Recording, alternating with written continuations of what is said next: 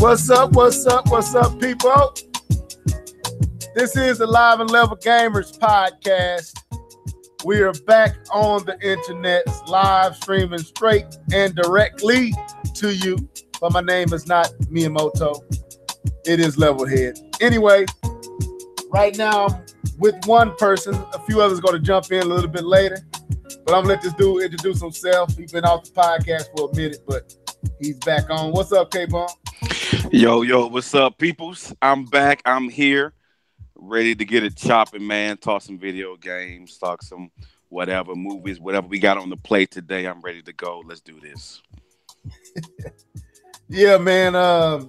Keith Norris will be jumping on here a little bit later, as soon as he get to, I guess, in a situation where he can jump on. And then I think D2K should be jumping on as well. But as the viewer count begins to climb and people begin to tune in and listen to my immaculate voice, we want to welcome y'all to the Live and Level Gamers podcast, episode 134. Our game-based storyline starting to beat movies. And that was kind of sparked by the whole announcement of God of War 4. We're going to talk about that. We also going to talk about this whole fiasco, this whole hype around Fortnite. I haven't played it, but I hear a lot of people talking about it and asking me, have I played it? So we get on that. Also got a few other topics prepared to go tonight. But anyway, for the moment, though, just going to be talking to my boy K-Bum, man. So what you been on, man? Been on that thing called life, bruh. That game is on extreme mode for me right now. It's over that super hard mode. So nah, man, I've just been doing stuff with the church, doing stuff with the wife. We're working on trying to move soon, so we trying to get some stuff in order with the house. I'm doing some handyman type stuff, putting in new sink, new vanities, stuff like that. So, it's been a little busy for your boy lately, but I've been putting in the work. It's all good. Oh, so you prepping the house to sell it, basically? Yeah. We're prepping the house to sell it, man. We're looking at some new properties, trying to find out if we want to do a new build or buy an existing house. So we're doing all that. So we're doing the paperwork. So we got a lot moving right now, a lot going around. So we're just trying to organize everything. That's why I've been away a little bit, because just trying to get things settled with the wife and get things in order. So video games come second when it comes to the family, but I made some time today to slide on in with my video game family so we can get this chopping. That's what's up, man. About the same, man. I ain't selling no house, but definitely doing some maintenance around mine. Got to repair one of my steps, and then cracked on me over this winter season. The salt has went on and hurt it and broke it down to where I'm like, I'm gonna have to go and get some people over here to repair this. So been doing that. But and the same thing in life, the different stuff we do, church, work, marriage, me, my village of kids. So right. So anyway. But yeah, so welcome to the Live and Level Gamers podcast, man. We about to get it in tonight. Any movie you want seen lately before we got Keith Norris in the building? What's up, Keith? What up? Has there been any movies that you went out and saw lately, K-Bum, or you been too busy to do that too? Nah, bro, I ain't got a chance to see any movie yet. I think the last a movie I went out to see was Star Wars. And I know we had our nice little conversation about that. Maybe our disagreements, we can say. But right now, I'm looking forward to that Black Panther. That's next on my list. So that'll probably be the next movie I'll go check out. Who you going for in the Super Bowl, man? I'm sick of the Patriots, man. I'm tired of it. Man, I can't go for the Patriots, man. Half of America can't go for the Patriots. Only people going for the Patriots are the people who live on the East Coast. Ain't nobody else rooting for no Patriots. I got a friend this way that's a Patriots fan. I was looking forward to telling him to take off that jersey and that hat. But you should have snatched it off of him. What you should have did. I couldn't. They won. They came back. I was like, Jesus, what the world? The referees calling crazy calls and imaginary pass interference and all. I'm like, come on, man, that was Anyway, we ain't here to talk about that. It has happened. But what's up, Keith Norris? Man, what's up? What's going on? K-Bone, good to hear your voice, brother. Good to be heard. So anyway, without further ado, man, let's get it on in. Well, let me do this, man. What you been on, Keith? All right, we don't want to pass up the opportunity to give you a chance to enlighten us on your life and your world. Uh, as far as games? No, just in general. Okay. Oh, man, same old work. Trying to figure out this stuff at work with this Microsoft. Look, I'm starting to hate Microsoft. I don't know what's going on, but I'm starting to hate Microsoft. Man, But no, this work. I actually just turned on my Switch, see what's going on there. Hadn't turned it on in a while. So, yeah, I noticed. I saw you haven't been on for a few days, at least 6 or 7. man, So, K-Bum, you still playing the Switch, man, or you gave up, dude? Have you hung it up? Which one is it? I haven't hung it up. I wouldn't say that much, but I haven't really played it in a while. But I definitely have not hung it up, and I really would love to hop on some Mario Kart. But I've said previously in our personal chat, but I ain't paying $59 for no Mario Kart, so I'm gonna have to send some games back. Uh, so my game fly, so I can go ahead and get that Mario Kart because I'm not about to pay $59. But no, I haven't really had a need to turn in. I did turn it on a while ago to play Zelda, but I was I didn't know where I was because it was too long since I had played it. So it took me 15, 20 minutes just to remember what I was trying to do. So I did that. I'm actually trying to finish Horizon. I'm very close to finishing that. That's my focus right now. I'm playing Madden, Overwatch, and Horizon. And then I'll probably either migrate to The Witcher again or go back to playing some more Zelda. Well, you might well go on into what you've been gaming on because that's what you basically started. So, Keith Norris, what you been gaming on, bro? life, nothing. I haven't, man. I don't know, man. I think I'm taking a break for a minute. I think I'm gonna go on a minute. Even though I just turned my Switch on, I'm really just on here to look. Uh, I did see some sales. I don't know, man. I feel like I'm just not gravitating to it right now. Um, Although that God of War trailer was like, man, it gave me the itch. But I know y'all yeah, want to talk about that later. we gonna But talk uh, about that. Yeah. but it did give me the itch. I'm not gonna lie. I did want to say this though. I did see a movie not too long ago. I saw Proud Mary. Um, Proud Mary, what's that? with Taraji P Henson. She's an assassin. Oh yeah, that's good. Trash. It's straight Oh, trash. trash. I'm like, oh my god, they hyped this movie up. Well, Sony didn't, but Do the it for black. the culture, man. What you talking about? Nah, For bro. the culture, Keith. Bro. Gotta keep it real. Gotta keep it real. It was trash to me. And I'm a big Taraji fan, so Now she can act. that kind of hurt. She can act. But that movie was trash. Okay, I actually watched for the first time Baby Driver. Hmm. That's a good movie.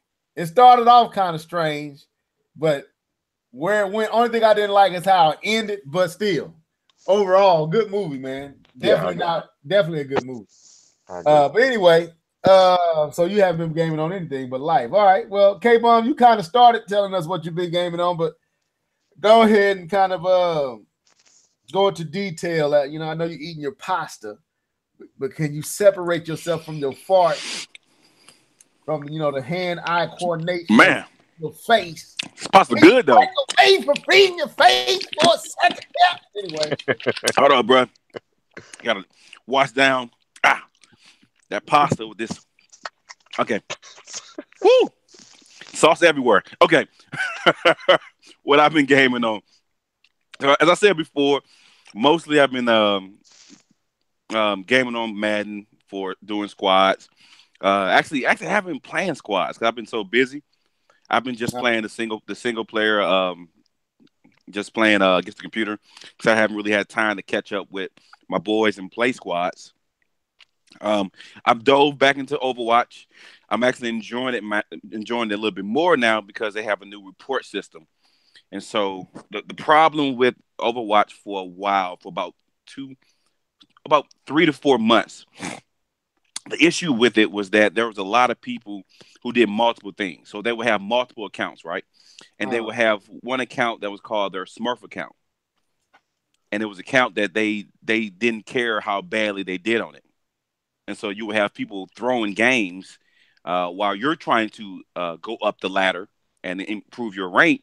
You know, they're already like 4 or 5 ranks higher, and they're just using this other account just to mess around. Okay. So you go into these matches and people aren't trying to play together. They're not, you know, they're not playing as a team. They're not doing their responsibility, and you're losing because you have one person out of 6 that's pretty much not playing. And in Overwatch, if you don't have all 6 kind of working together, that can easily lose you the game. And so there was a long period of that, and I had stopped playing Overwatch for a while because I just couldn't take it. It was too frustrating. But they added the report system on the PS4, and all the games I play now, we usually lose because the team beat us. You know, it's not because we had a person on our team who didn't want to play. It's usually that they beat us, since you can report people who do stuff like that and get them banned. So that's been way more enjoyable for the past couple of weeks I've been playing it. And like I said, playing Horizon. Uh, I think I'm a tad bit away from 50 hours. I know that's nothing to you guys who put 100 hours in like 4 days into Zelda, but for me, someone who plays at least 50. I put about 50 to 60 in the first 4 to 5 days in Zelda. Man, I play too many games all at once to put that much dedication, and the majority of them are multiplayers. So I couldn't play nothing else when I was playing Zelda. It was just Zelda every day, from work to the house. It was Zelda. So yeah, my game habits don't lean me to that. I like variety. I get bored quick, so I got to hop over. Um, so yeah, just playing with that. I know I'm close to the end. I'm about 50 hours in. I probably won't get the DLC yet. I still have DLC for The Witcher that I haven't finished. I played that a little bit over the break, the winter break, but not in the past 2 weeks. So okay, all right, okay. Well, as for me, if you've been so busy, you've been getting a lot of gaming in for a person that's getting his house prepped to sell it. And boy, you sound like you really been getting some gaming in, K-Ball. Anyway, I'm messing with you. But actually, Keith, man, I actually got a lot of gaming in this week. Honestly, I jumped back on that Mario plus Rabbids, like I told you, and I finally went on and beat the it's the fourth stage, the fourth setting or whatever, what the ghost area. I can't think of the name of right, spooky something. But anyway, I'm not gonna even lie. I'm gonna be honest and transparent with you guys. I lost so many times trying to beat this mid boss and the final boss, which is Tom Fain. I think that's what his name. Tom Fain, that's his name. He's an opera singer. And this is kind of the one that Ubisoft showed when they were showing off the game. You kind of got to see this particular boss at E3 the year that they showed off Mario plus Rabbids. So I finally beat Tom Fain, which is, anyway, I won't spoil it. But I'm going to tell y'all, I lost so many times that they give you an easy option. Hold up now. I'm trying to man up and tell the truth. So, because I felt cheap when I did it, but I just got tired of losing. So basically what they do when you go the easy route, they give you 50% more energy. So it's not like they make the boss easier. They just give you more life to endure what the boss is doing. 50%? Dang. Yeah, so if I had if Mario I got like 380 or 390. My life is at 390. They would bump me up to like 520. and the same with Peach or whoever. Like Peach, I'm at 400 life, and it bumped me up to like 600. So it just gave me more turns at beating this dude because I couldn't beat him.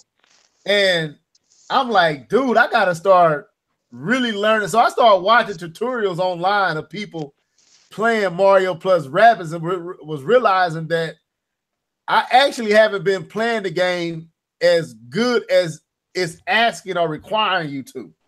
Oh, really? How did you come up with that conclusion? Dude, I know I made it pretty. Look, I'm on the 4th level. I just beat the 4th level, and the normal way I was going about it, never needing any assistance, anything. So I thought I was doing fine. You know, I thought I was handling my business, upgrading my characters as I should. But when I got to this stage, dude, I just could not progress past the mid boss or the final boss. And I mean, I went, K-Bomb, this is literal probably 6-7 hours invested in this stage. Like, once I beat the first part of it, I thought I was done. I made it through, beat it all. And then I got to the second part, didn't realize there was a whole nother part to the stage that I had to go through. And then when I ran into that mid boss, I was like, God, I couldn't stop because I'm invested now. But at the same time, I ain't beating this dude because I'm not powerful enough, and none of my characters are powerful enough to beat him. So I ain't had no choice but to take on the extra energy. So, but anyway, so I felt like, you know, if I'm gonna do it, I gotta tell the truth about it. You know, I ain't gonna be like a hip hop gamer, be proud of it. But I was on that.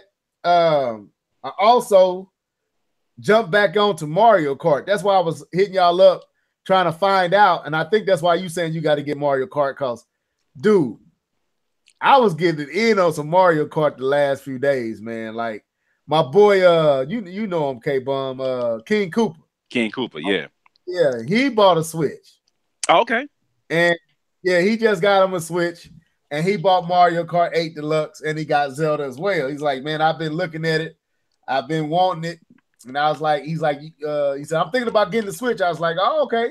Then he hit me like a week later. Did I tell you I got the Switch? I was like, no, you told me you was thinking about getting it. So we've been playing online, man. Nintendo got to get the voice chat together, dude. They got to get the voice chat together. I like the free 99. You know, I enjoy the free 99, but I would much more enjoy being able to talk to my boy and play along with them rather than just laughing to myself and can't talk no trash once I'm hitting him with these shells. So I was beasting him because he hadn't played. So, you know, he done got better. But Red Knight jumped in our game.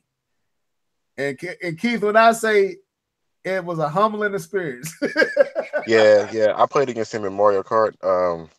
He's always in either 1 or 2, and he's gone. Man, this brother was doing some stuff. I'm like, what the heck is he doing? How is he doing it? Anyway, so I was keeping up with him, and another guy from my friend list jumped in, and he was beasting, and it just pulled more out of Leveled Head, man.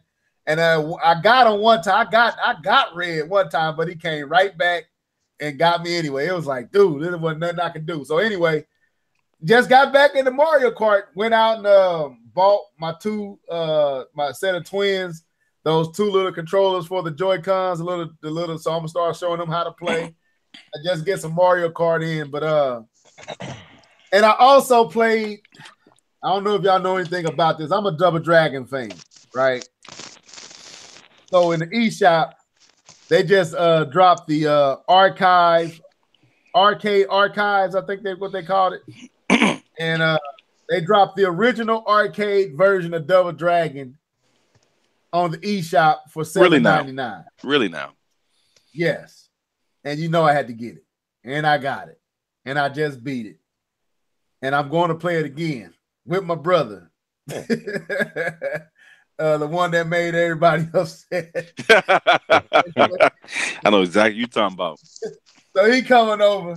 I can't remember what name I gave him, but he coming over. We going to play it. Because we was big Double Dragon Revenge fans. So the first thing he asked me was like, man, can you do the roundhouse?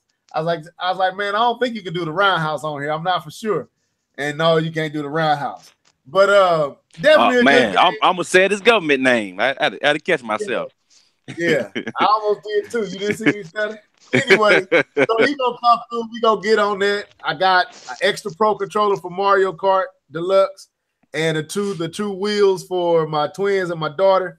So we're gonna be getting some deluxe in. We're gonna be getting some Double Dragon in, and King Cooper gonna buy Splatoon. So we're gonna even be getting that in if y'all want to No, jump in no, on no, that. you ain't. No, you ain't. Here we are. I'm No, ready. you ain't. I'm Yes, ready. we are, bro. We finna jump back on that Man, Splatoon too. I'm about to send Splatoon back to GameFly. That game is going back. If y'all can't learn how to do lobbies, I ain't messing with your game no more. What level you on? If I can't stay with my team, Man, we about to jump back on this Splatoon, K-Ball. You got to keep it, man. We about to jump you back. jumping on by yourself, man. This is 2018, and I can't stay with my party. You know what? That's not even part of this conversation. Well, they got a way. I'm a hold back. If we can all come together locally, we could. But Man, this is 2018. You not gonna tell me about no locally. Hey, what level are you on? Me? Who, Oh me? man. I No, know K. I'm only about matter of fact, I have it in there right now. I think I'm only like 13 or Oh, you ready? I know we go to the competitive mode thing and Oh, we you can stay ready? together that way. Yeah, let's do it. I'm telling Man. you, man. When King Cooper did this, we got 4 people, right? Well, that'd be 5. No, that'd be 4. Yeah, I'm right. We got 4 people right here, man. I'm telling you, let's do it, man. And we can get Jump on. on. I'm gonna have to get on to get Google Hangout or something because we gotta talk. I'm like, dude, I gotta talk stuff when I'm hitting you with these shells. Right now, Call of Duty is first on the list to get sent back. I think this is third on the list to get sent back. So you got a little bit, All right, but if it's he third get on it, the list. if he get it, man, we gotta jump on that Splatoon, man. All But right. anyway, so that's it. I've been on that cart. I've been on that Double Drag, and I've been on that Mario plus Rabbits. I've been itching to go back to play Doom because I kind of put it down and I haven't picked it back up because the LA Noir kind of took my time. And the LA Noir been calling my name, but dude, Double Dragon, not Double Dragon, but Dragon Ball Z Fighters comes out tomorrow. I don't know, man. I don't know. But anyway, let's Hey, get into these topics, bro. before you go, let me ask y'all Go a ahead, question. go ahead. So you just mentioned LA Noir and Doom, and they are both on sale in the eShop. And I'm looking at them. I'm hovering over them like, should I do it? Should I not do it? If you are paused that long, you don't want it. Somebody can Don't. somebody convince me. I don't want it, right? I'm gonna say this, man. No, you don't want Okay. it. You don't want it. How much it costs? I think LA is down to 31, and Oh, I think sorry. I think Doom is up to 41. That's pretty Okay. good sales Well, though. actually, this is a good opportunity to bridge over to our first topic For about sure. ports and the price. Now, K-Bub, how do you want to approach this? Because this is something you had mentioned to us privately. I want to be careful because Yeah. some things I don't want. Yeah, so I ain't trying to go all that Yeah. far No, with it. I ain't saying no names, But nothing like that. okay. So what's the situation and why do you want to talk about this? Okay, I'll go into it. So I had a conversation on Twitter with a known um, YouTube video game person. I'll leave it at that.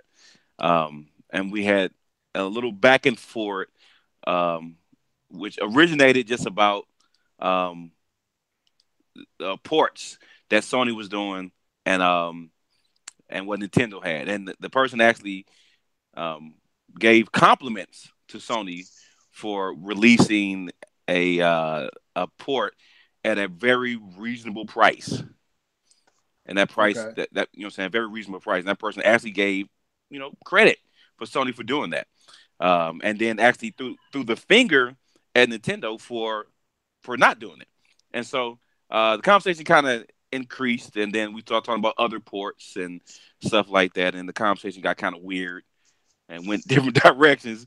Um, but even in that, out of that, I still think it's an important conversation to kind of discuss within from our little group about what we think about with ports and the prices of ports, and what really justifies a full retail price of a game that you've played once, twice, maybe three generations, depending on how it is, and what really justifies a price of a port, and what's reasonable and what's not. And so I kind of want to go back and forth with that and kind of see where that lands within our circle. Something that we can Okay. control the conversation, stuff like that. So I thought it was a good conversation. It was a good conversation on Twitter. So I thought it'd be a good conversation here. So basically, the question is, how much should a ported game cost, or how much is too much for a ported game? Basically, that's what we asking. So I guess the conversation, I saw some of it. I didn't jump in because I was at work. I was listening. I was watching you two conversate. It went some interesting places and some interesting opinions and thoughts were brought up. One that I want to talk about is, of course, Nintendo is known for having what they call evergreen titles, meaning, let's look at Mario Kart. Like, if Nintendo releases Mario Kart stays at that price throughout the duration of that generation or that platform. If it's the Wii U, Mario Kart 8 was $59.99 throughout the Wii U life. If it's Zelda, Twilight Princess on the GameCube, Twilight Princess was $59.99 throughout the duration of the GameCube. You get what I'm saying? So now that Mario Kart 8 from the Wii U was ported over to the Switch as Mario Kart 8 Deluxe, and then we got stuff like Donkey Kong Tropical Freeze and other games Bayonetta. being ported over to Bayonetta 1 and 2, and a few games that's already came out. I guess the question is it right for Nintendo to charge full price for ported games that some of us have already paid for? And, what would be a reasonable price for, like, Donkey Kong Tropical Freeze? And I'm throwing at Keith to let him jump in and give his opinions on that topic, because I guess the game that y'all were talking about, do you want me to say that the game that y'all was talking about? Yeah, that's fair game. Okay, the game that y'all was discussing was the what was that? Colossians, Shadow of the Colossus. Shadow, yeah, for the remake that's coming to the PlayStation 4. Sony is priced at $39.99, if I'm not mistaken. Yes, $39. That is correct. And the person was saying that Nintendo should, and it wasn't a bad conversation. I just don't want. No, it wasn't a bad conversation. Some people don't want, their name brought up. So anyway, so the person was saying that Nintendo should take notes from Sony, because this is a port and they're not charging us $59.99 for a game that we played and to get the new bells and whistles, the new, the updated graphics or whatever. They still gave us a reasonable price that is enticing for new players and those who've already played it, but would love to see it in the shape that it is in now. So, Keith, what's your thoughts on this? Well, it really depends on the perspective that you're looking at it from. If you're looking at it from Nintendo's perspective, they look at it as the Wii U is a failure, and we can maximize our profit. We can do minimum upgrades to the games by adding all the DLC and things like that to whatever games, you know what I'm saying? And they can charge full price because they think that they can justify it by saying not many people played it. But on the other hand, you got fans of it who now on your new system that you can take with you on the go, which is the big selling point. And it's like, yeah, I bought Donkey Kong Tropical Freeze as an example on the Wii U, but now I can play it anywhere. But you want me to spend another? Is it up to 60 now? 59? Originally it was 49, I believe. It's 59. Uh, it's 59. It's 59.99. Yeah. So Yeah. originally that game was $10 cheaper on the Wii U, and it's like you want me to spend $60 on the game, and this is from the people who've already played it and bought it. You want me to spend $60 on the game that I've already played. And from that perspective, the fans are, justifiably in an uproar about the pricing and the things that Nintendo tries to sell to us. I mean, I feel like, and I wrote this in the chat that we was having, I feel like sometimes this is an artificial uh, evergreen. I forgot how I stated it, but it's like artificial demand. That's what it is that Nintendo is creating. Like like you just said, level that Mario Kart 8 was 59.99 for the duration of Wii U's life cycle. It didn't have to be, but Nintendo just wasn't going to drop the price because they were stubborn. They probably could have got more sales if they did, but that's just not what they do. And they try to make it seem like their games are more valuable, but in reality, people are looking for a sale. At the end, I think K-Bone said that at the end of the day, people are looking for a sale. And moving forward, I think they should lean toward more of the gamer that played the game versus the gamers that didn't play the game, because these are the people who are your loyal fans. It's kind of like, and I'm gonna end it here. It's kind of like you go to a phone company and like if you're a new customer, hey, we're gonna give you all these deals, but I've been with this phone company for 10 years and I can't get nothing. You know what I'm saying? And that's what they kind of feel like Nintendo is treating you. It's like, uh, but they're not dropping prices. So I don't know. Okay. K Bob, you kind of you got to get the folks how you feel about it. Yeah, no problem. I'll definitely give the people how I feel about it. So when it comes to ports, um, I think there's several things that you have to think about. Um, you do have to consider how much work was done into the port. That does take in consideration of pricing. Um, if you're not going to really do anything but just shovel me the same thing in the next cycle, then there's absolutely no point of no, there's no reason you should charge me the same amount for the same game. I know they've done things like keep saying, toss in all the DLCs and say, look, this game was $59 when it came out, but now it has all the DLC. That was, the season pass was $59. So actually, this is a $60 deal. No, it's not. No, it's not.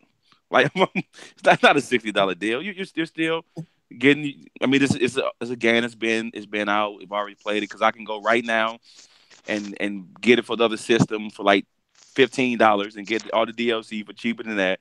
True. It's still it's a $30 game, even if I got it for the other system. So don't feed me now all of a sudden because it has DLC in the remastered version. That is okay.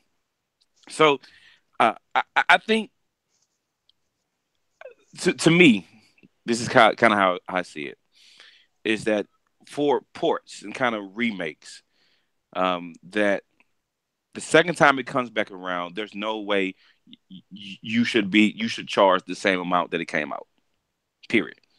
I I kind of don't feel like it's justifiable, especially and for the people who are going to rebuy the game. I didn't like it when Borderlands tried to do it. I didn't buy that. I rented it, didn't buy it. Um, I know what's the girl name with the guns? The Laura Croft. I know they did it with their definitive edition when it came to the PS4, but I think theirs was like at least $10 cheaper. I believe when it came out on the PS4, but I still think it should at least be $10 cheaper. It's my thing, or yeah, at least $10 cheaper than when it came out because especially depending on how long it is. But I can't justify more or the same price. Really can't do that. And even the thing with Shadow of the Colossus, I know someone mentioned that the game had already came out on the PS3 and the PS2. Uh, the difference with this game is that the one that came out on the PS3 was just the same version of PS2, just the same version. They just kind of Oh, moved it over. But this one that's coming out now has been totally redone from the bottom up. And I'm actually going to buy this one. I'm probably not buy this one, rent this one. Because I've actually been wanting to play Shadow of the Colossus since the PS2 days. I just never got around to actually getting it.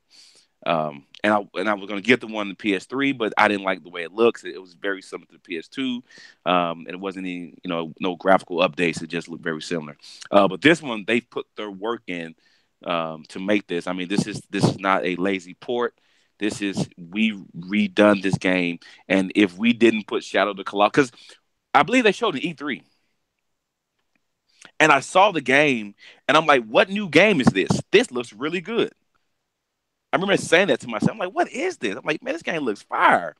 And then I started to saw elements that reminded me of Shadow of the Colossus. And I'm like, is this a remake of Shadow of the Colossus? Because this looks really, really good. And they finally showed up, and I said, oh man, they did a great job with this. It looks. Let me ask this. Yeah, go ahead, please. Didn't they do that?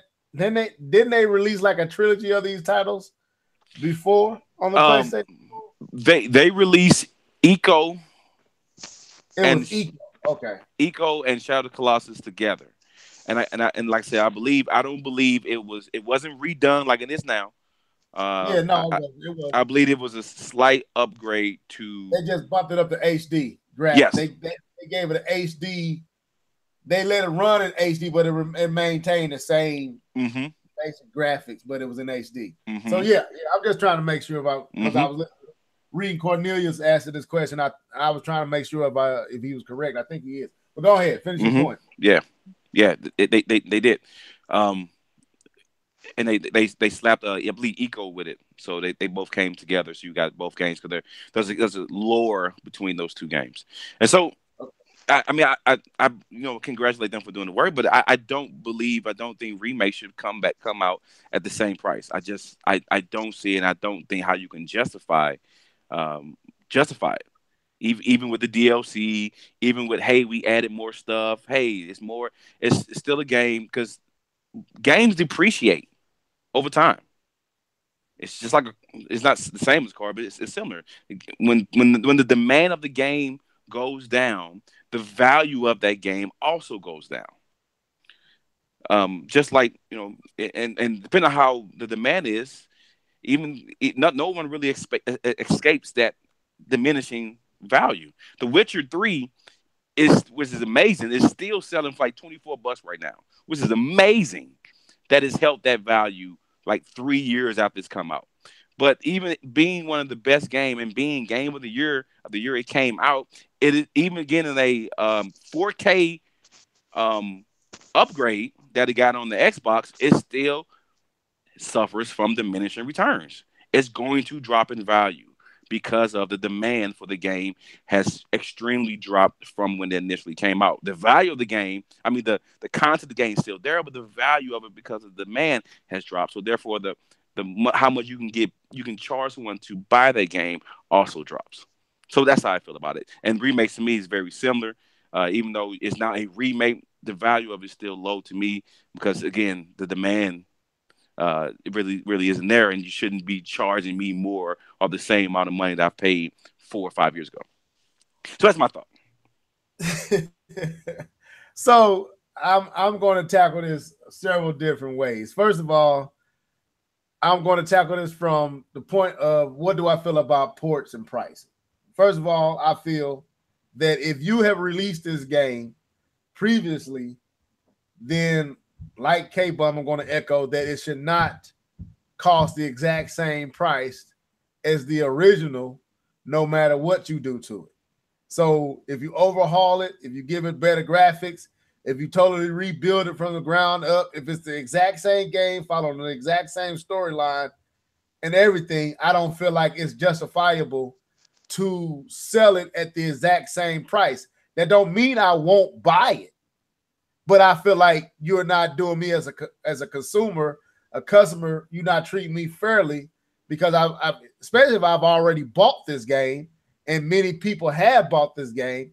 I feel like there should be some trade-off from this game already being previously released on another platform or at another era or whatever. So that's initial. No, I do not feel like a re-release port. Now, if the port never like, okay, let me say it like this. I'm really saying re-releases. Now, if it's being ported from one platform to another platform, I think there's some caveats that would justify a full price. And then I think there are certain things that should justify it not being at full price, like what they did with Mass Effect on the Wii U. Man, You know, charging us. I think they charged us full price for it. Sorry.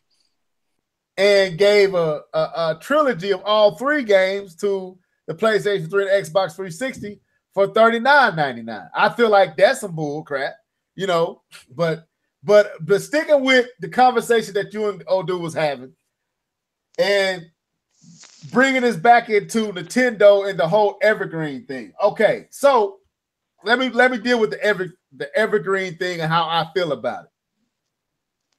Nintendo has managed, I would say, to place their games in a position where they don't depreciate.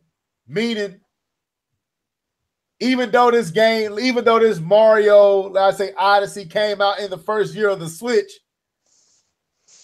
most of the time Nintendo will not come back with another Mario like that for the generation of the Switch. That'll be the only Mario game that we can buy for the Switch, and it holds its value for that reason. So as more people buy the Switch, more people will want to experience Mario because of the great title that it is, or the Breath of the Wild because of the great title that it is. Now, my thing is I don't understand why other titles on other devices don't hold its value, because I think Horizon Zero Dawn maybe not being, I don't know if I can compare it to a Zelda or Mario Odyssey. I'm not for sure because I haven't played it, but I'm pretty sure it's a great game within itself. It's still a great game. Why don't it hold its value the same way as a Mario or a Breath of the Wild on the Nintendo platform? I really don't know. Do I feel like Nintendo should charge the full price for that title throughout the duration of the system's lifespan? I'm gonna be honest, I'm gonna say no. Do I feel like it should drop in the price like other titles do? I'm gonna say no, but I think there should be incentives brought in with the pricing that would spice up the desire to buy the game, even because it has been on the market for 4 years and there are new games coming out that are more pressing than what Mario is, or what whatever was released in the first year of whatever device, Switch, a Nintendo device being purchased. Even though it still holds its value, I still feel like there should be some trade-off because of the length of time that it's been on the shelf. I think they should look at how many has it sold, how long has it been out, what is justifiable to adjust this rate or the cost of this game to make it fair to the consumer. Even though, so that to me it doesn't rob the whole evergreen status, but I don't think I should still be paying the same price for an iPhone that's 4 years old. Then, you know what I'm saying? Like, I think time should play a factor in price. So I don't believe that they should stay the same price throughout the duration of the system, even though they have managed to do that with their titles because of the quality of the title. You know, so that you know, Nintendo makes quality titles, and they have been able to stand the test of time. And because they don't make a whole bunch of those games, that game holds its value. So I guess you can give them a pass on that, you know, in my opinion. K-Ball might not, but I will. But the situation around, you finna say something before I Oh no, I was just saying, kind of one of the things I echoed in the conversation was that for me, and this is, I'm not gonna get, I get the preaching if I go too far in this, but the value of something that you see is kind of based on the value that you personally put on something. And I kind of said that, you know, I rent most of my games from GameFly. I mean, that's true. And I will buy a game once the price of it matches the value that I've put on the game. I Um, got you. and I've said before, I was conversation about the Nintendo game, and again, this is probably me being new to Nintendo products because I've like I said, I haven't owned a Nintendo product since actually the Nintendo, the NES. So it's probably me being new to this, but and I said before, the value that I've put on this game does not match the price of it right now, and therefore I won't buy it. I just I won't. I Here's will I won't buy it at all. I'll rent it then, but there's no way I'm going to buy that game because the value that I put on it does not match the value that it costs. here's where I'm having an issue with this. And like I said, I still feel like it's artificial demand from Nintendo. You remember how they did the Wii back in 2000? Was it 2006? They ran out of stock, and basically it's like, oh, people got to go get the Wii, but we can't find it. You know what I'm saying? So people's like, once it's in, I got to go get one. You know what I mean? So that's how Nintendo's always been playing the game. I'm not saying they're doing it now, but that's how they always kind of played the game. But here's the problem I have with the evergreen title. We're in the digital age now. You can't say there's a high demand for a game that I can download at any time. Back in the day, you could say there's a shortage of games. I can't get to it. Prime example, Xenoblade Chronicles on the Wii. Like you couldn't find a game. The few Fire Emblem games before that, I think one on the GameCube and there was one on the Wii. You couldn't find these games. Or last time, uh, Metroid Prime trilogy. Like once it came out, the Steelbook, it was out, and they didn't re-release it. So it's like if you couldn't find it, it was like, oh, I got to get this game. So they priced it high. Because I remember that game was like $500 or something like that on Amazon because you couldn't find it. But the moment they released it on the Wii U as a digital title, that demand dropped. Like I don't need to go buy a $500 title anymore because I can get it digitally. So I think that really needs to rethink how they're gonna try to propose keeping. Let's just use an example: Mario Odyssey at 59 for the most part of the Switch's life because that's not realistic. If I can download the game, you can't do that. You have to drop the price. Yeah, and I'm gonna address something. And I'm gonna go make my point about Tropical Freeze. Heart and Soul 72 said, "I don't get the uproar over prices of ports. The market will dictate if the price is right. If it doesn't sell, the price will go down. It's that simple to me. I agree, but if the price is right at the gate, it would dictate how well the game will sell. If you price it too high and you put a bad taste in everybody's mouth when it initially come out, and then you have to lower the price, you might have already lost sales because people move on to something else and might not ever come back to the title because it's just a port. It's a re-release, like Tropical Freeze. Tropical Freeze was cheaper on the Wii U. Tropical Freeze wasn't it sent over to? Didn't it go out on the 3DS? Am I wrong on that? No. Oh, that was personal. That was returns. That was the return. Well, it was cheaper on the Wii U, and it makes sense to bring Tropical Freeze over to the Switch. But if you're not going to bring it you should be paying more for a re-release than you paid originally. If anything, we arguing, should you be paying the exact same price? How are we paying more? I don't care if you add Funky Kong or not. So what? That doesn't justify you charging me $59.99 for a game that was $49.99. They added a whole bunch of content into Mario Kart 8 Deluxe and then charged me $69 for it.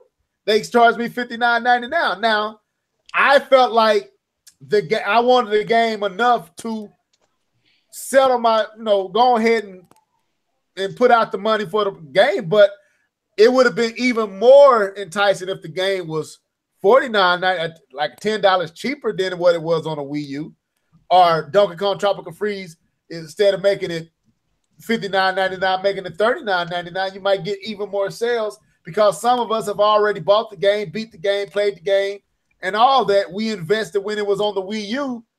I shouldn't be having to pay more for it on the Switch. So that might maybe say, well, I ain't gonna buy it at all. Where I would have bought it if it was $39.99. See what I'm saying? So, and in the end, it's going to weigh itself out because that $10, $20 difference, if you entice more people to buy it, you'll make it up in the amount of sales that you got from making it more reasonable, more enticing to buy it than charging $59.99 and only getting those who haven't played it or those who really love it. You might get more to buy it because it's cheaper. Like there's some games I buy on the eShop, like Brawl Out. That $19.99 was so enticing. I didn't know nothing about the game, but I bought it. But if it had been $39.99, some people would have bought it, but I wouldn't have. And I think a lot of people probably would have been like me, would have passed up on it. But that $19.99 is sweet.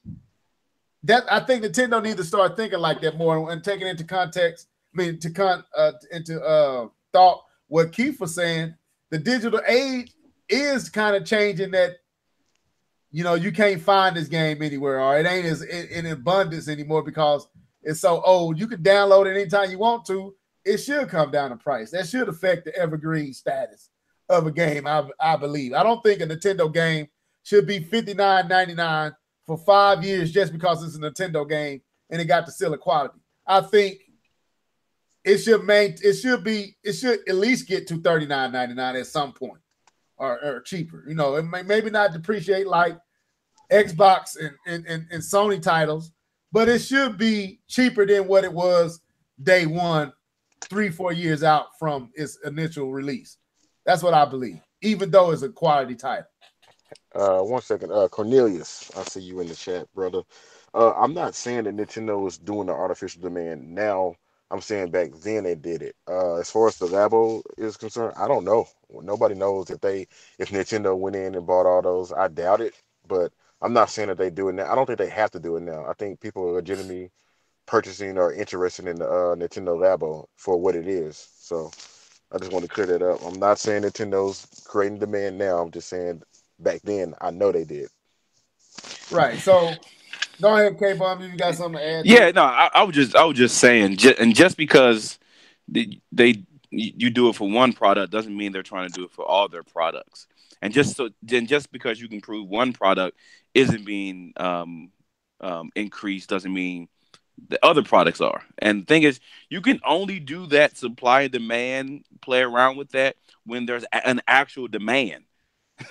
You can't take a crappy game and then try to play that supply and demand game. It's not going to work. It at least has to be something that people would actually care about to actually and go buy it. I mean, it's not a one size fit all trick. And I think that to me, Nintendo when they on the Wii U when they redid Zelda Wind Waker, Legend of Zelda, the Legend of Zelda Wind Waker.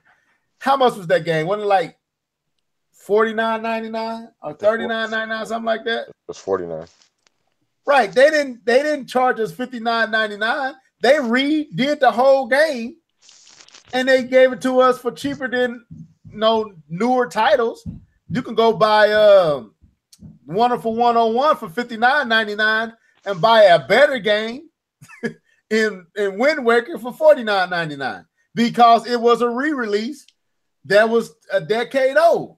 Even though they redone it, they did the skin, the graphics was totally rehauled and made over. It was a total makeover. They still only charged us $49.99 for it. So I don't understand how adding one character to Tropical Freeze is justifies charging us $10 more than what we originally paid for the original release. I don't get that. Because it's mobile. No, to me, that don't look, you gotta move on, but the mobility of the Switch does not justify any game being more expensive. It ain't like you gotta put in a different game for mobile versus dock. It's the same game. You feel what I'm saying? All you doing is undocking it and docking it. And it ain't like it don't make it. I can see if I gotta buy two different versions of the game to take it with me on the go, and you charge more for that. It's one game. It's doing all it's doing is dropping the graphics down. To me, it ain't just the mobility of the Switch doesn't justify a game costing more. It just doesn't. And I want to play Tropical Freeze. I didn't give it its fair shake on the Wii U, but I didn't know it was going to cost. I didn't know they was charging $59.99. I thought it was going to be cheaper or the same price that it originally was. That kind of turns me off from it. I'm not going to even lie. I like Donkey Kong, but I ain't crazy about it. And it ain't a Mario Kart to me. I had to have Mario Kart. It was gonna get the $59.99 out the gate. But I'm not paying. I don't know. I had to think about that. And I was kind of had my mind set on buying Tropical Freeze. I don't know with the price tag. I don't know if it's worth that. Pause. That's what they gave you. So, they gave you that so anyway, pause. Right. So leave your thoughts down here in the chat room. Let us know how you feel. Because we read it and we responded live. So yeah, appreciate it, Cornelius. Appreciate you giving your thoughts, brother. Appreciate it. Yeah, all y'all down in the truth and all the ones that's in there. We appreciate y'all talking and live in the live chat. But let's move on to our main topic because I don't want to not touch it and not have enough time to touch it. So, God of War trailer. I'm gonna mute myself. Hold on. Ooh, Lord have mercy. Yes, God. The God of War trailer was released this week. I think it's coming out on October the 20th, 2018. Is that right? October, boy, man. That's April. Is it April or February? What is it? You keep playing. You know what it is. You know what it is. You playing with me. Which one is it? Because I'm mixing it up with Labo. I think I got the Labo. April 20th, 2018. A very special day for some people. Ain't that the same day as Labo? Yes. Mm-hmm. I thought so. That's why I was mixing. Okay. So it's coming out April. It ain't gonna be no fight, man. So I ain't gonna do that to Labo. Labo gonna sell, but I mean it's gonna gradually sell. Yeah, it's selling. So so they released a trailer for God of War 4. And I'm not gonna even lie. I'm a God of War fan, but I skipped over the trailer. I seen enough of it. So I was like, you need to click this. So I click on it and I'm watching it. And I'm gonna tell you the truth, the honest to God truth. I would pay if they just cut out the gameplay and the movie scenes parts was made into some type of movie. I would pay to go to the theater and watch it. And it sparked the thought of me, because the game looks ridiculous, right? The game looks excellent, but the storyline is on some other stuff. And the thought came to me, and specifically Sony, because we know Nintendo got the seal of quality in gameplay and what they do. Like I look at Mario Kart, I look at Mario plus Rabbids, I look at all what Nintendo do. And when it comes to gameplay and presentation and immersion in a game, just on gameplay, Nintendo got it. They make the best. To me, they do that the best. When it comes to story-driven content, Sony, in my opinion, and I got to ask the question, is starting to rival movies. And the question is, are game-based storylines starting to be better than actual movies? And I'm going to throw this at Keith first, since I can't get K up. You're going to make me wait. Give K-Bob a chance to get all worked up. So Keith, I'm gonna go to you first. I can't do first last time. You went to Keith last time, I thought. No, I went to you first. Then I came to Keith, didn't I? Well, go ahead, K-Bob. Go ahead. I think I did. No, man, no. You know, already ruined my hype. Go ahead, Keith.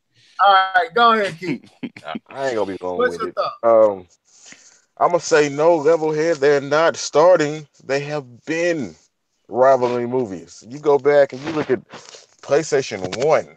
Like I used to, I never owned one, but my uncle did and my homeboy did, and I used to watch them play the games. That's how good the games were story-wise to keep me engrossed in the game. Like you said, the gameplay probably wasn't that, but the story was good. And I feel that they've always been doing this. And it wasn't until I want to say, I think it really all came together for me with The Last of Us. And I was like, wow, okay, they for real, and they've been doing other stuff. Cause I know like the Uncharted series was before that. Um, I'm trying to think. The Metal Gear series was on it. Like it was a primarily a Sony game for the most part. Mm-hmm. Mm-hmm. Um, but I think Sony has always had engrossed story. Ratchet and Clank. They made a whole movie about it. Let me shut up. I'm sorry. They did. Hey, you got time. It's your turn. It's your turn. But no, I think Sony has always been doing it. And I think that's why a lot of Sony fans typically stick with Sony games. It's not so much the gameplay. It's more so it's like reading a book. It's like I just want this great story, and then you got this. It's like a visual book or a visual movie. That's stupid. Uh, but yeah, I think they always been doing it, man. And this God of War 4, this trailer is no different. Like you said, I'm watching it. I'm like, man, like you can really find emotion in this. You know what I'm saying? Like people were getting emotional about the Last of Us 2 trailer. They have some great writers, and I wouldn't be surprised if it was some of the Sony movie people that's actually helped writing some of this stuff. So yeah, I think they've always been doing that. Okay. I wanted to rant for a second about Super Mario Odyssey, but I'm not even gonna do it. Okay. I'll bring you back to it. All So right. I'm gonna go next. I'm gonna go. No, I'm joking. I'm joking. I'm joking. I'm joking. Go ahead, Gabe. I'm joking. Y'all some funny dudes, man. I gotta say that. Y'all some characters, boy. Wait for it. Wait for it. Go ahead, man. You said I can go. Okay, let me Yeah. take the reins off. So I want to address this thing first because people use it as a diss, but I always thought it was a compliment. What people would say to Sony fans, y'all need well go back over there for y'all can play y'all movies. I always saw that as a compliment. Like I know people use that as diss because I've seen it in the chat. I've seen it we had people on here say that Sony fans just play their movies and I would say absolutely yes. That's one of the I mean how we spend 15 $16 to for 2 hours to go watch movies. Like this is some of the most expensive things that we do in our spare time. We come on the podcast and we talk about movies are huge in our lives. Right. And the one thing that I That's a really good love point. about Sony games, what's up?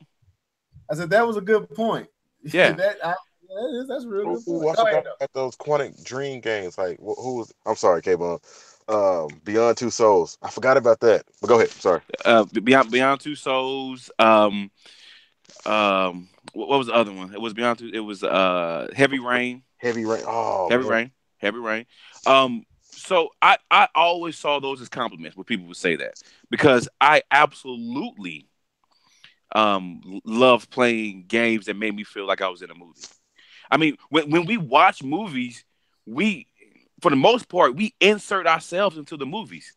If you know a movie that really got you engrossed and you were really into it, you cannot tell me that you did not put yourself in that world. You did not think what you would do and how you react if you were in that world. What Sony does is they give you that playground. They give you the structure, they give you the layer, they give you the visual, they give you the feeling, they give you the emotion to make it feel as if you are in this world, you are in this movie, and you are able not only to be in this movie, you're able to interact and change the movie. To me, that is one of the reasons why I absolutely love Sony games. I've said this from the very beginning. And I know we talked about how you guys are huge gameplay fans and enjoy Nintendo because they exceed on giving you the quality of gameplay that I have said from the very beginning. If you listen to the first podcast I ever did doing Straight Talk, I have always been a story driven player. Yeah. Always. I've always said story first, gameplay second. That I will play a terrible game with a great story so I can see how it ends. I will absolutely sit through all that terribleness. Or a game Control. that or a game that gets boring and repetitive after a while, you still keep going because you want to see. I gotta see what happens. Exactly. Uncharted 4. Because Uncharted 4 got powers at the end of that. It was like Dredge Fest, like, hurry up. But I had to see what the story's going to do, man. You can stop now. Thank you for that. Appreciate it. Oh, okay. It's my turn still. But yeah, Uncharted 4 had its moments. I'll give you that. There was a point where I thought it was over, but it kept going. It had its moment, but still, it was still to me it was a amazing story that kept you watching. And one thing I talked to my buddy about this because I went back and I played Zelda, and I said to my buddy that I don't care about any of the characters. Like I don't care about the characters. I don't like any of the people that I've talked to, that I've addressed. There's nothing that drives me want to see their story. Even Zelda, her. I don't. Nothing has drawn me to her. Nothing has created this bond that makes me want to understand what happened to her. And even the divine beast. There's nothing that's really drawn me into that story, except for here's an open world. Let me say this: you ain't alone on that. A lot of people that was one of the critiques. Actually, one of the criticisms of Breath of the Wild was the detachment from the characters and the story. Like a lot of people didn't like her voice. A lot of people didn't like how she was acted. A lot of people didn't like the kind of blandness of the storyline in general, which again, this is not one of Nintendo's strengths. So, right, you feeling that way, especially a person who play a lot of Sony titles that drive very good storylines. Yes, it was probably overkill for you. With us, we noticed it ourselves. It's like, man, this story ain't good at all. But yeah, so you had to stick to the gameplay. I want to say this though. I think with Zelda, it was kind of like you kind of go at your own pace. Whereas Sony games, typically, they kind of, I don't want to say force a story upon you, but they kind of not usher you, but encourage you to keep moving forward with the story. Whereas Zelda was like, oh yeah, I forgot about that, and you forgot what the other person had already told you because you went off 30 hours playing in this one little playground. Right, and Horizon is a good comparison to Zelda when it comes to that, because the thing is, there were people. There's still stuff you can do on your own. You can go in the world and explore and destroy kill the whatever, not dinosaurs, but the robots and all that. But I always felt an attachment to the story. No matter what I did, no matter where I was, I felt an attachment to the story. And the story for Horizon isn't the best thing, isn't the greatest. The way the story was told in Horizon is very bad. That's the voice acting and stuff like that. The story itself is good, but how it's told is pretty bad, and I don't like it. But I always felt there was characters that I actually cared about, and I didn't find that in the Zelda game. I'm not here to dog Zelda, so let me go past that. So are Sony games, and I have to say, for the most part, I think yes. And for one people, I know someone said, they kind of have the same formula: go over the shoulder, go find some forest, go find some trees, blah blah blah. But to me, once you become involved with the story, it becomes its own unique thing. I playing The Last of Us felt no way like playing Uncharted, felt no way like playing Horizon, felt no way like playing God of War. I cannot tell you a Sony first party game that I played that felt the same as another game. Can I jump in on this part? Well, I'm get to one part because I have the dog Sony on One Piece. Even though they do excel at that, sometimes it becomes a crutch, and that was The Order. The Order was a heavily story-driven game, but and it wasn't a good story either. It wasn't a good story, and it was like that's all they care about was the fact that it was a story-driven game. They had the things that you expect. They had the scenery, they had the location, they had the other characters around you. But the story was bland, and the gameplay was worse. And so that's why you would never see another Order. So I mean, if you go down that route of story driven, you still have to have a solid base around the game because let's not forget Uncharted, hand to hand combat when they displayed was some of the best. The seamless transition between shooting and fighting was some of the best when it came out. In Horizon's fighting style, with the bow and arrow, is some of the best arrow shooting game out there. So there's still, you still cannot just rely on story. You still have to supply with um, uh, different areas in the game that works, that helps supplement and helps give life to the story, because you still can't have terrible gameplay around that story, because then it becomes an okay game. It doesn't become a great game. Right.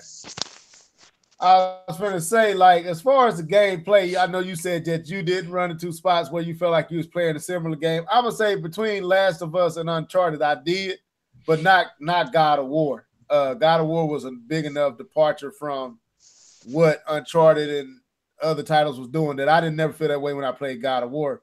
But there was elements in Last of Us and Uncharted that felt like I was playing a scary Uncharted. But let me say this. That's funny. I did. That's funny. But I noticed that, I'm going to tell you, my first time really starting to appreciate story-driven content, and it was a Sony game that did it. It was God of War 2. I'm going to be honest. I was a huge Nintendo. Back then, I was Nintendo or nothing. K-Bum kind of would know when he kind of met me, I was like that. Nintendo or nothing. I didn't care about no other system. I didn't care. I would play games on it. I like certain titles, but the system itself, I didn't have to have it. Only thing that got me to depart from the Nintendo platforms was the Dreamcast. That was the only system that I went out and bought of my own money day one when it came out. That wasn't a Nintendo platform, was a Dreamcast, which is a timeless system, one of the best, if not the best system ever made. But I remember when YouTube started to blow up, the movies made me want to play the game, was God of War 2. I would sit at work and just watch the gods and the Titans fighting and Zeus come down, and I'm watching all this stuff, and I'm watching Ares in the back. And the what they call those, the two twins or whatever they were that was working with Ares in the first one.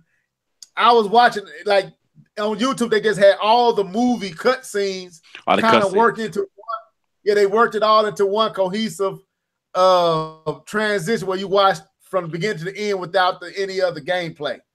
Okay. And that made me go out and buy the trilogy for God of War. The movies on YouTube made me go play the game. Never even wanted to play the game. But the movies and the storyline, I was like, I got to go, because it was some of it was missing. I was like, I got to go play this game to see what's going on, because I'm seeing Zeus, I'm seeing these Titans, I'm seeing all this crazy stuff, and then it all came together in God of War 3. That storyline was one of the best storylines in gaming to me.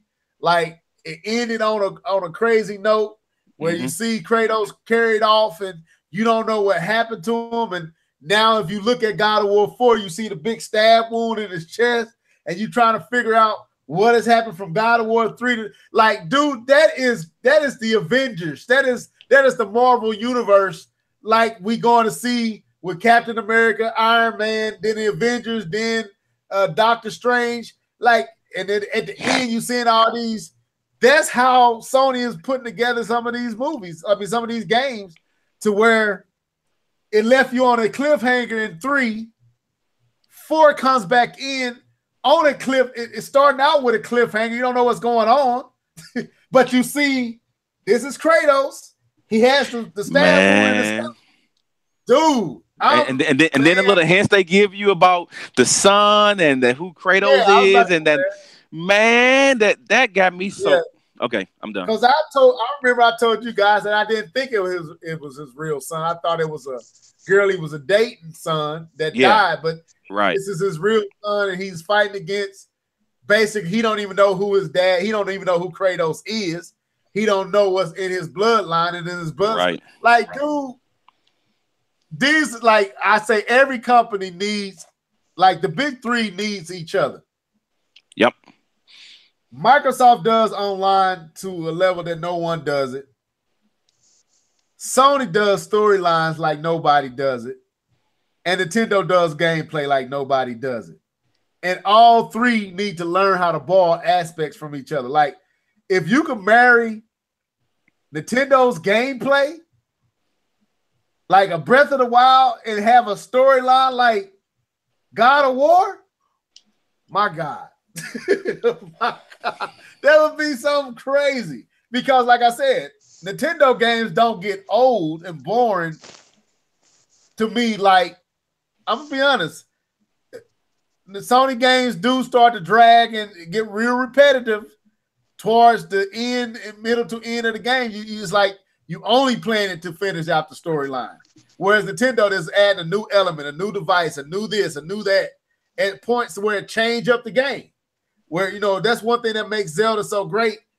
You get all these new weapons at points in the stage that change up how you play the game. Or Mario, you get certain some power-ups that change the game, how you play it, and make it give new mechanics and new interesting things you could do because of what you get. Like if you play Odyssey, every stage had a new person you could take over that gave you new abilities that you couldn't do in stage 3 and 4.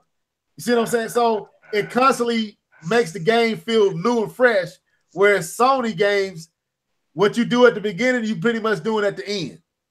And the storyline drives the whole experience. So, man, but I'm so amped for God of War 4. Dude, I was like, my God, I didn't think I'd be this amped. I told you the first time when I got super amped about God of War 4 wasn't even any gameplay. It was the behind the scenes of the new guy playing Kratos and the kid.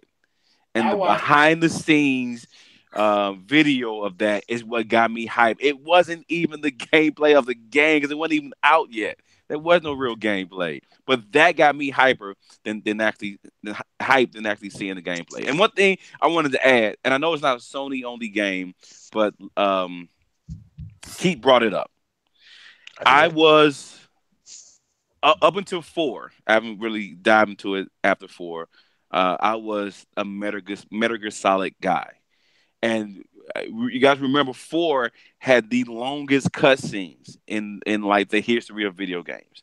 And it had a 30-minute, 45-minute cutscene.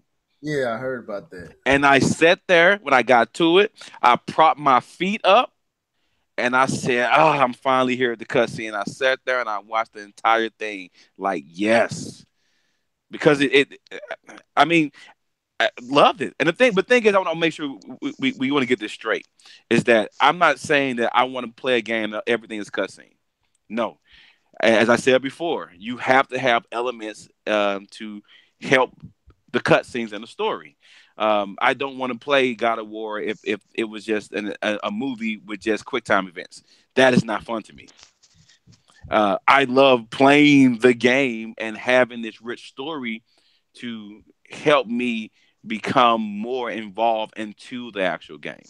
That's where we're trying to say. Not that I want to play a whole quick time event, a whole movie like playing, Game of Thrones, and then something pops up and you got to press X to keep the axe from coming on your head or the dragon from blowing fire on you. I actually like playing the game, but the rich story just immerses me even more, and that's what I love. So I'll end with that.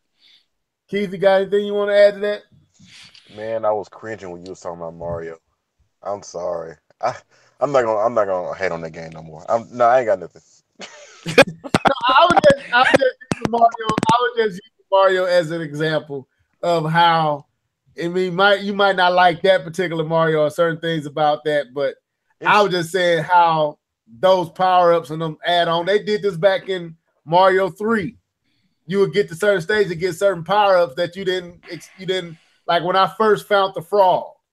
That literally changed up the game when you get the cape, when you get all these things changed up the game, like R64 when you finally get the wings to fly and all that, you fly up to like those things change up the game to where it take you a while to get to that state. Now, I would say God of War got some of those elements in it, like when you get certain, like especially 3, when you get the chains of Olympus, you get the what is those the little gauntlet thing, the little fist gauntlet things, and the speed shoes that make you run faster, and you get the like. So it was doing that too, where as you traversed and got deeper into the game, they gave you new power ups that literally change up the game and made it feel new. But if you play God of War Ascension, it ain't like that. And that game gets, man, it drags and drags and drags because I didn't play it. I couldn't do it. But anyway, I'm with you, man. I mean, some of them powers, some Odyssey could get annoying or was kind of pointless. But okay, I'm gonna go. Okay. I've been waiting for it. Look, the game is shallow. And it's just me. This is my opinion. This is not the live and level head opinion. This is my opinion. The game is shallow, and I think I'm getting to a point where it's like, Nintendo, you gotta do something else. If you can't bump up the story, let me give you an example. You got Zelda Breath of the Wild, who has the way the story is told is a basic story. I think Cornelius is talking about the story is actually deep. It may be, but the way the story is told is shallow. But when you're going around, you're playing in all of these places, you're finding new weapons, you're finding new this, and it's like, it kind of encourages you to keep playing the game forward to see what else you're going to find, because Can I add something to that on that Zelda? Go ahead. It's like you creating your own story with Zelda. Yep. I was just about to say that. Like because your experience is so unique to you, your experience is your story. And Mario doesn't, but I don't want to take it, but Mario doesn't do that. But go ahead. Okay. You're right. It's like you're creating your own story. On the other end of the spectrum, you got Mario and you got moons. At the end of the day, all you're getting is moons. I don't care if you throwing your hat on the frog, throwing your hat on the bullet bill, you're throwing your hat wherever, you're getting a moon. That's all you're getting. So it's like, I don't really get anything. It's 999 moons in this game. I don't want to do that.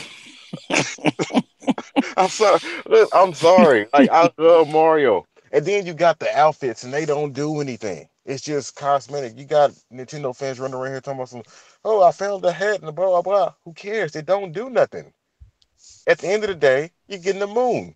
And like I think you said it before, just like some of these moons are easy to get. Now, don't get me wrong, the game is fun. I'm still going through the moon, the dark side of the moon. But it's just like there's nothing there to encourage you to or entice you to keep playing. It's not like you're getting this power up and you can now fly around the world. It's just you're getting the moon. And that's what I always come back to. It's like getting 999 Korok seeds. I don't want to do that either. It's like if you said get 999 Korok seeds and all you had was the Hyrule Shield and the Master Sword and you couldn't find nothing else, I probably wouldn't want to play Zelda. One of the greatest things about Zelda was always going into a temple or a dungeon rather, and halfway through the dungeon you'll find a new weapon and then you can take that weapon outside and unlock new things that you couldn't do before. That always encouraged you to play the game further. Mario is just like, I'm flying through the new stage and I'm going to be pretty much doing the same thing I was doing in the last one, which is getting moons. I don't know. Maybe I'm getting jaded. I don't know. No, I would say this. Mario has the potential.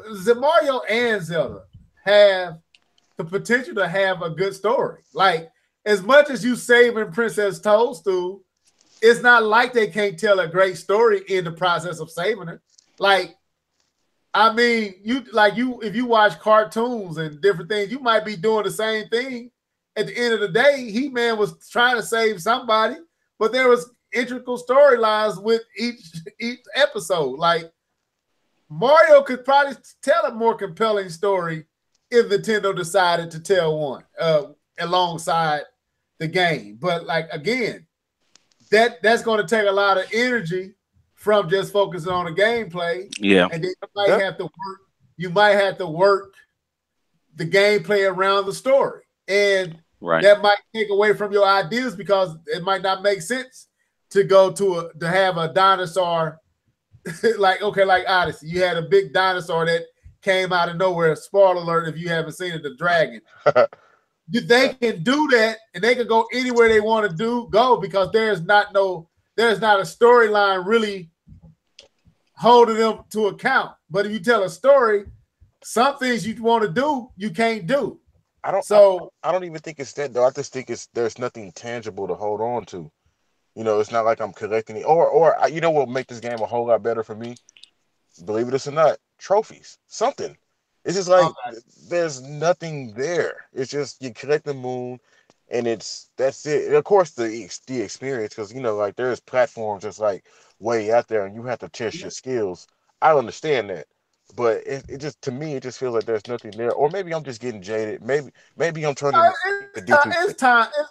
It's time to change up. And Cornelius making a good point. And I've never played none of the actual Paper Mario titles, but I've heard he has a point that they do have a great storyline. So it's not that Nintendo can't tell great storylines, but I guess with their main titles, I don't know. Because to me, if any game was action, like okay, if you follow Zelda, the other Zeldas, is even though they don't have a lot of voice acting, there is great stories in them games. I would say Breath of the Wild had less of a story than any other Zelda game prior to it. Twilight Princess had a great story. Wind Waker had a great story. It was read. You had to read it. You had to read the text. It took some of your imagination to add to it. But at the end of the day, it was a great story when you got to Ganon on and he started talking about all the stuff he was trying to do, and you realize he wasn't as wicked as you thought in Wind Waker before you stab him in the head. You know what I'm saying? When you finally meet, like in Ocarina of Time, that storyline was crazy. It was a crazy storyline reading the text and, I say, yeah. Right. So Nintendo tell great stories. They don't tell it in the same sense as Sony does because Sony don't require you to read it. They literally giving you a movie along with the game. And it's like, I don't know. I think as the older I get, I am starting to get to a point I'd rather just watch than read. You know what I'm saying? To me, moving on to another topic, I think like Nintendo has some titles that can make great candidates for a story-driven title, like Kid Icarus. I don't know if anybody saw this game that was made by some guy that made a Kid Icarus game. We could shoot through these last few real quick. I don't know if you saw it, K-Bum, but the game looked cool. I mean, I wouldn't want that to be the Kid Icarus game we get, but it looks like a cool game. It looked real good. If they changed the actual character to something else, that could actually, I can see myself buying it for the Switch or something. So, what did you think about it, Keith? I don't know if K-Bum saw it or not, but I saw it. I think it was a class, wasn't it, or was it a guy? I thought it was a class. I thought it was a class. Yeah, it was a class. I thought that was pretty cool. What was it? 7 weeks? Yeah, they've done it in something like that. I think it was 7 weeks. I was like, man, if they keep pushing for, take out Kid Icarus, because you know Nintendo gonna come with that hammer, and just just keep moving forward with some little guy with a bow and arrow, and I think they might actually have a really fun little indie game they can actually produce. Right. But definitely take out Kid Icarus. Have you seen it, K-Bond? No. Okay, so I won't dwell on too much. But let me ask this: now seeing Kid Icarus in that light, and also seeing Kid Icarus on Smash Bros. And with the hope of a Kid Icarus standalone title coming, hopefully to the Switch, or at some point a title that is starring Kid Icarus comes, what vein would you want them to go in? Would you want the the graphics of what that we saw in this game made by the students? Will we want the animation that we saw in Smash Brother with Kid Icarus, or do we want them to go a more realistic approach like some of retro studios would do or something? Like Ooh, what God of War is. I was just about to say that. Let's go ahead and do God of War. It's already has that Greek mythology type of lore. Might as well just go for it. Like Yeah, this could be their one game where they can get away from all the other stuff that they do. Like that 3DS game they did with Kid Icarus, was it Uprising or something like that? That yeah, was Star Fox. Why are you doing that? That was Star Fox. You could have put Star Fox in there and gave Kid Icarus something else, in my opinion. Or what's yeah. it? Sin and Punishment. It was something like that. Like why would you make a shooting game with Kid Icarus? Just don't do that. I think this could be the one where they actually pull back, write a deep, or not necessarily deep, but like a really good story. Yeah, no. Look, we just Okay, got done talking about okay, God of War. Yeah, okay. they need a Deep story. storyline, man. Put a deep story in there. Where I don't really know the lore of Kid Icarus, but just something else, and use But the you IP. got Medusa in there. So Yeah, you got, like you said, it got a backdrop that they can really pull from to create a God of War like storyline. And he ain't got he could be they could I was thinking of a whole bunch of ways you could maybe drop the kid off of it, just call him Icarus and create something like like he maybe a fallen angel or he a protective angel who trying to help some kind of way to where it makes sense for him to have certain abilities, certain powers, and man, you can craft a dope story out of that. A dope one. like in between the human world and the angel world, and Yeah, trying to help them, but he's gonna get stripped of his powers if he. I don't know. That'd be pretty cool. yeah. Are he going against what he's supposed, what he's supposed to do? But because he almost like what they did with Death and what was that game? What is that game? THQ made it. Oh! Speaking of Darksiders, Dark Side or something like that. speaking of that, man, I booted up Darksiders 2 because I was like, okay, maybe this is the game that I want to finish playing, and all my save file was deleted. I was discouraged. I was like, I'm done. I don't want to play nothing. Right. So let's move on. So Anthem, and I know K-Bun might have a little bit to say. We're gonna rush through these and try to get these out in the next 10 minutes. Anthem has been delayed until 2019, and a lot of people are, and those who are close to the story are saying that it's possibly in jeopardy. So, K-Bone, what you think about this? What's going on, man?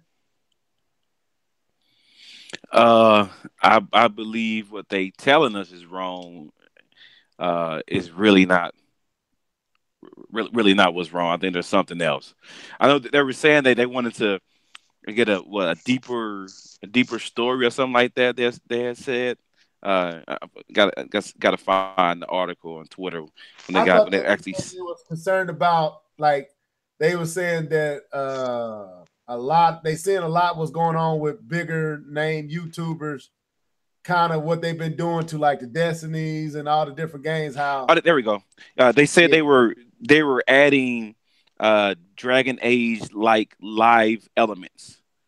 The article actually from GameFly says BioWare Anthem delays until 2019, and so it's supposed to be adding new elements to the live elements into the game, kind of like what Overwatch is doing. Not Overwatch. oh, Sorry. Destiny.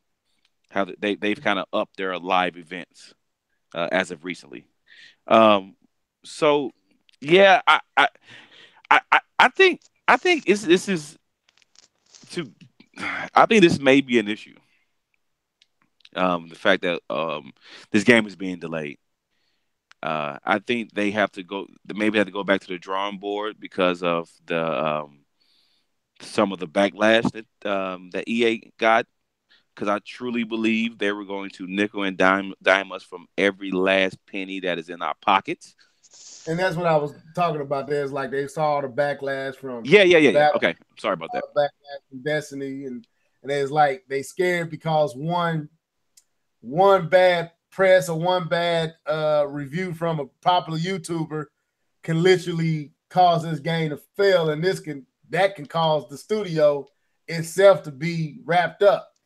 Like they got a lot riding on this title, and if it don't come out to pristine reviews, they can literally be closed, no different than the other studios from EA. So they concerned, really, really concerned about it. BioWare doesn't really have the ability to mess up here, and I think that's Yeah, what you're that's what they're trying to saying. get to. Yeah. They don't have the leeway to mess up, man. They have uh, eyes on them because of the terrible, terrible, terrible release of that their previous game, the Mass Effect. The what was been done, like you said, like we talking about with loot boxes, um, and the fact that they're trying to make a division type, Destiny type game, which people are actually not running to anymore. People are That, not chasing after those type of games. So, that's a uh, great. say what? And I'm saying that's a great point. Yeah. So I don't know, man. I'm not. I think this is red flags. Um, I didn't agree when Levelhead said it with Mass Effect. I blew it off because I was a super Mass Effect fan. I was a Bioware fan. I blew it off. I said, nope, that's not what it means. Level, because they going to show the game finally just 2 months before release. That doesn't mean anything's going wrong. Uh, yeah. So I'm going to take this. I do believe this is red flags. And they already pushed it out to outside of 2019 into possibly 2020, possibly 2021. And they've been working on I, this game for a long time already. I think that's where they messed up, and I'm gonna let Keith jump in here. I think that trailer that they showed when they first showed it, they They ain't gonna they be able put to a do it. wait, And they put a Ubisoft. Ubisoft? Ubisoft. They put a U they dude, put a wild I believe that's what I'm telling you. Look, the game is just as I was watching. I remember all of us saying, "Man, is that real?" like it was so smooth. It was so big. The angles that they were showing it from, the different positions you could see. I was like, man, this don't feel like they actually playing. I mean, they might have been playing some of it, but it's also some of it felt like it was added in footage or something. So I think they set themselves up to fail because it ain't gonna be able to live up to the trailer that they showed. And just like the original what was that Ubisoft show where the dude was on the train, he was like the graphics, oh man, and then it didn't turn out. Watchdog. Yeah, Watch Dogs. Watchdog. They played us. Actual game, they played the crap out of us. So I think that's what might be going on, and they kind of get nervous because if they ain't able to live up to that trailer, everybody gonna call foul because you can't show us that and then come out and everything drastically different from that, and like Mass Effect, when they first showed Mass Effect, and yeah, they got everybody and drama, they got everybody hyped. But then when you saw the actual game in full play, like, what is this with all these broken faces and all? They didn't show you that. They just showed you a great cut scene of the game and had you going, but the actual game itself was broken. So that's what I think going on. And they see just how bad things go, like with Andromeda and other games like Andromeda Battlefront. Like people ain't playing no more. These gamers ain't playing no more, man. You ain't getting they $60 and gonna get them some crap. They gonna take you down. And, EA might not be as hurt as bad as that studio will because the EA blamed the studio and closed the doors on them. But I let Keith come in, man. Man, look, they gotta stop trying to have an agenda when they making video games. And I'm not saying BioWare. I know it's coming down from EA and they putting the pressure on them, but they gotta start having an agenda. How can we make more money? How can we blah blah blah? How about you just let them make a good game? So now, whatever good game that they were probably gonna make or probably had, you probably came in, EA probably came in and was like, no, we got to put some loot boxes in there somehow. Like, if it don't fit, If it don't fit, don't put it in there. You must have quit, right? You My must fault. have, like if it don't make sense, like kind of let's to go back to what me and Level was talking about. I think on the last podcast, how Miyamoto said that he likes to go out and find people who basically have life experiences and not game developers. He's focused on making a good game first and the experience first, not how can we nickel and dime these people out their money.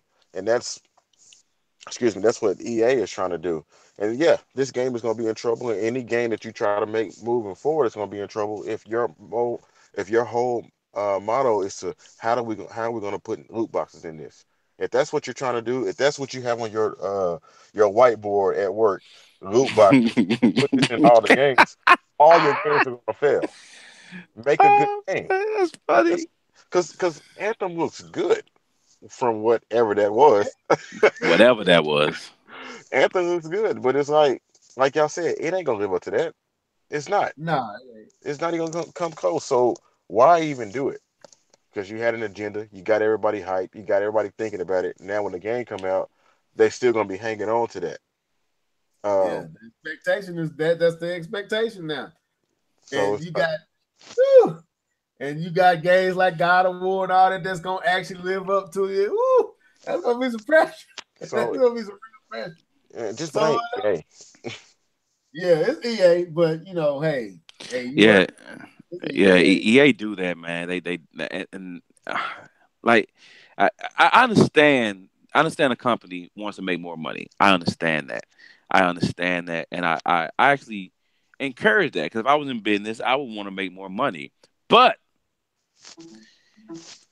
in the same notion, do you want to alienate your user base?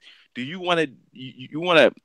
I mean, there still has to be a, you know, we can only go we can only rape them so much. You can't just full go at it. I mean, and that's what EA does.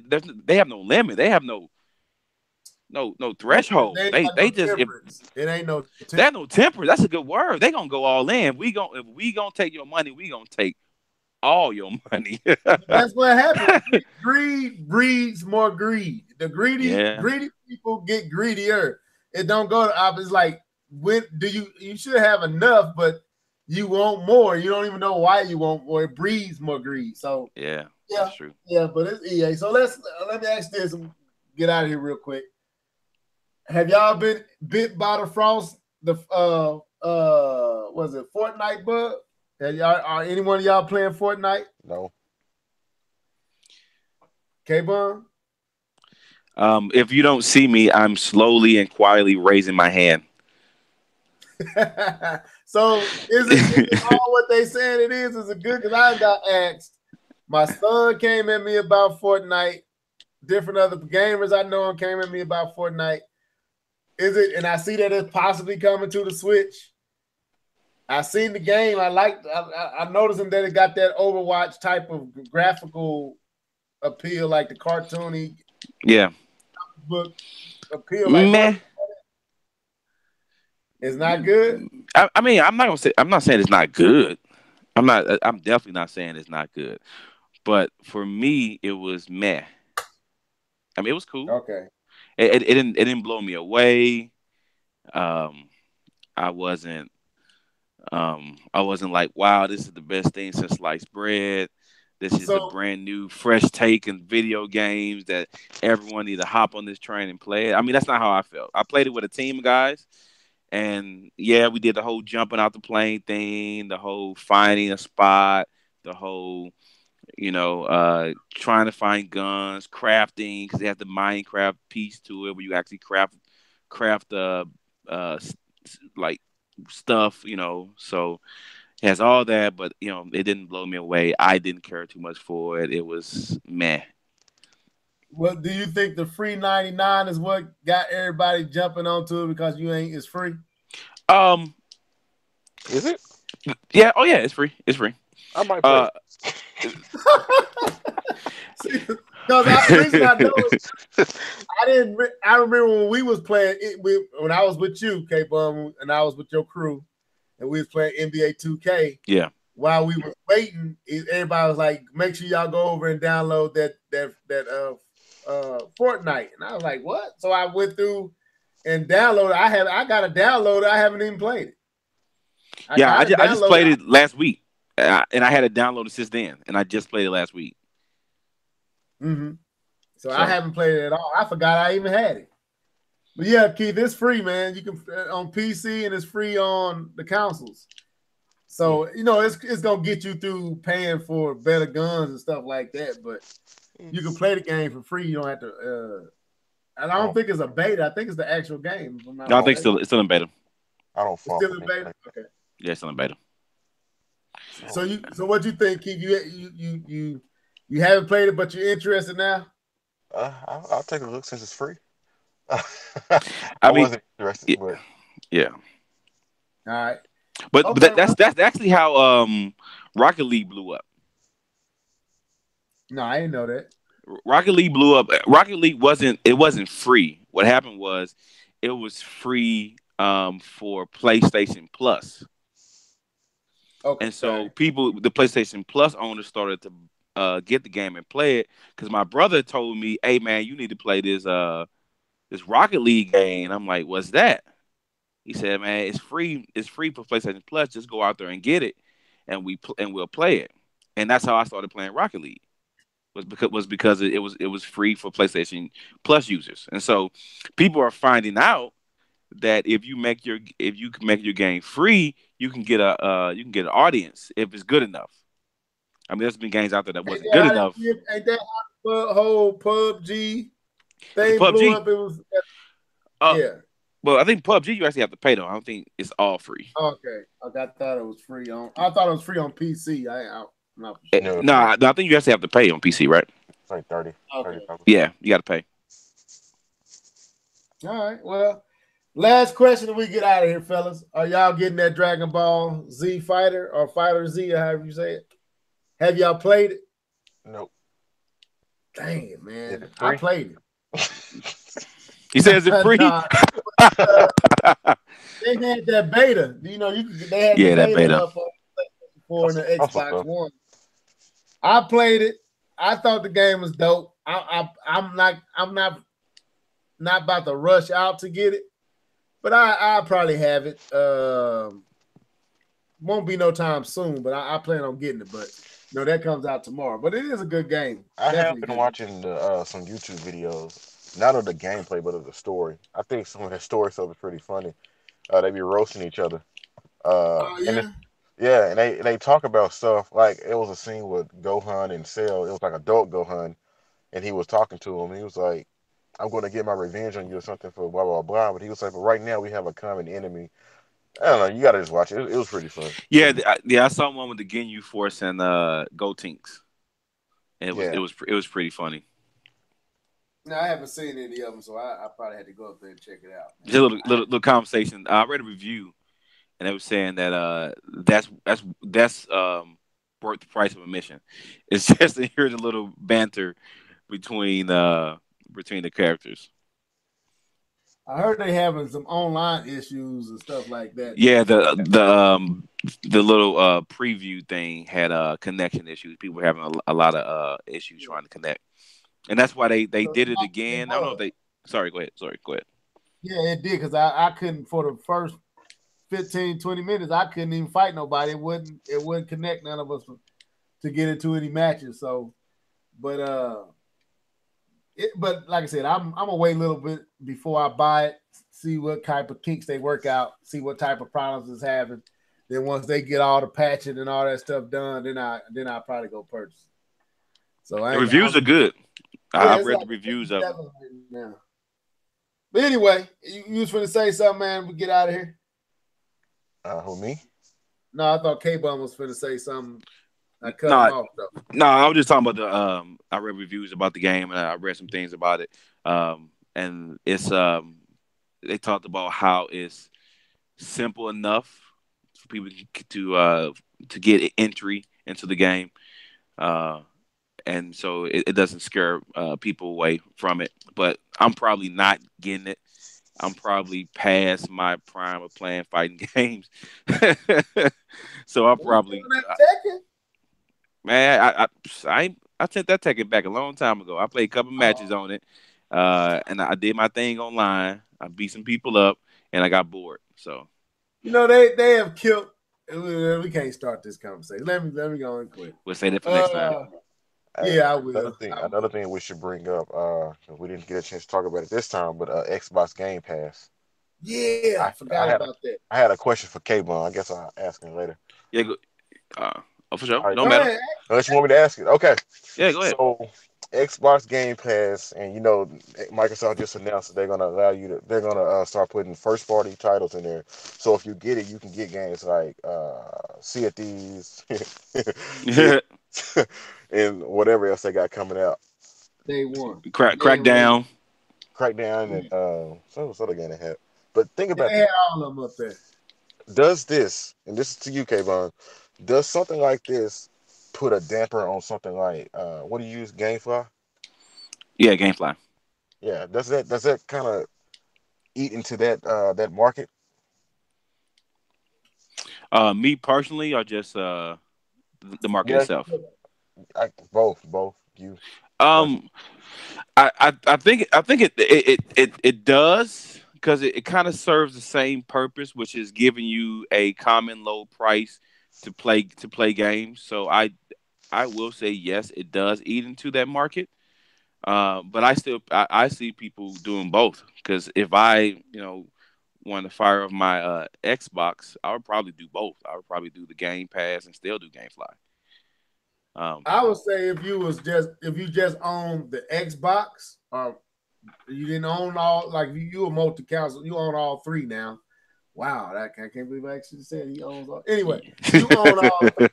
But if you just own the Xbox, would it be worth it to have both? When you basically do that one pass, you get everything straight through that. well, you're still not getting the third party games. You're still Right. not getting the Call of Oh, Duties. You're yes, still I not have. getting the Not the new ones. Yeah, you're right. yeah, You're right. not, Yeah, not when they first I come out. forgot You about you you that. you'll probably get like Call of Duty Ghost or something like that. But you're not. But this is You're, only for exclusives to the Xbox. uh, That's they yes, new exclusive. day one just exclusives. Yes, if it was all games, then why buy any games ever anymore? But Yeah, I see, see what you said. I got you I now. think they're going in Steam though. I think if they could get the third parties and get them day and date on Steam and get them rolling in there, I think this could actually kill something like a Steam. Because not only that, I think Microsoft has more.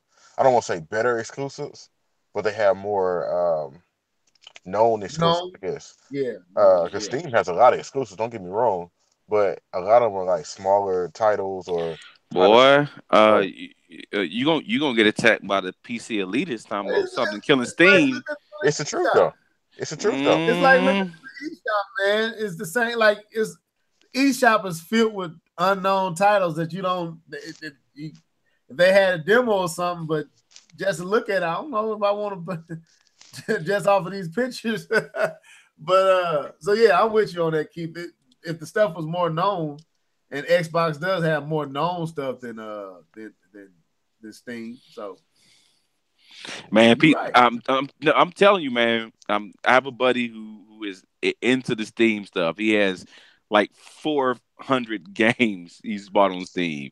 That no name stuff don't mean nothing to them. These dudes will buy that stuff. They will buy those games on Steam. They will spend a little $5 on a little indie game, and they will buy it and they will play it until they got all the use out of that little $5, and they go buy something else. Hey, Steam, Steam You could mad at? they could jump the gun and go ahead and make their own subscription service. Yeah. Yeah, but they will have to work out agreements with the other companies though and other people in order to do that because they have other company stuff on there and not just their own. That's true. Okay. Well, this has been the Live and Levels Gamers podcast. Y'all got any final things y'all want to say before y'all sign out? Go Lakers. They've been winning games. Yeah, they just beat the Celtics, man. I told, and you got to listen to the last episode, K Bum. I Okay. told, since he ain't got no dog in his race, to go ahead and pray for my team, man. All right.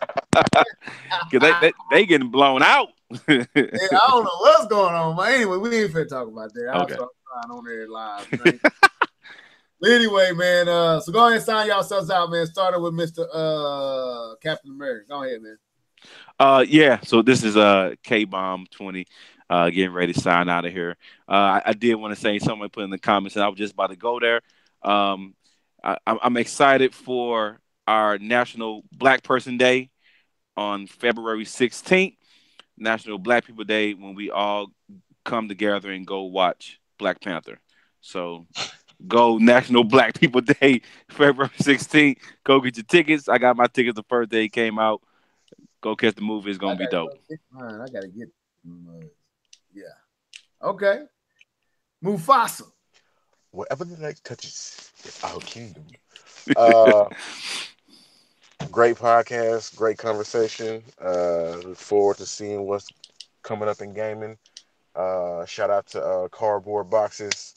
We in this thing. We be doing it big in 2018. Cardboard Boxes. No, I'm just playing. I actually like the idea. But this is your boy Keith. All right, appreciate everybody that was in the live chat, keeping it live, and Toasty over there. Cornelius, The Truth, Heart and Soul, all you guys that was in there, even the ones I didn't get to see everybody, but appreciate y'all comments, letting us know what you're thinking and giving us an opportunity to share your thoughts live on air. We'll continue to do that. But till next time, folks, this is your boy Levelhead with the Live and Level Gamers podcast crew. Till next time, folks, deuces.